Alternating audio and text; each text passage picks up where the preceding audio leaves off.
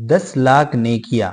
اگر آپ صرف 10 سیکنڈ میں کمانا چاہتے ہیں اور آپ چاہتے ہیں کہ 10 سیکنڈ میں آپ کے 10 لاکھ گناہ معاف ہوں، تو یہ صحیح حدیث سن لیں اور اس پر روزانہ عمل کیا کریں۔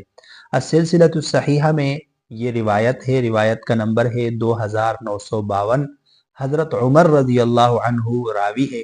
وہ بیان کرتے ہیں کہ آپ صلی اللہ علیہ وسلم نے فرمایا، من دخل سوقا من الاسواق، کہ جو شخص کسی بھی بازار میں داخل ہو جائے اور یہ کلمات پڑھ لے، لا الہ الا اللہ وحدہ لا شریک لہ لہ الملک ولہ الحمد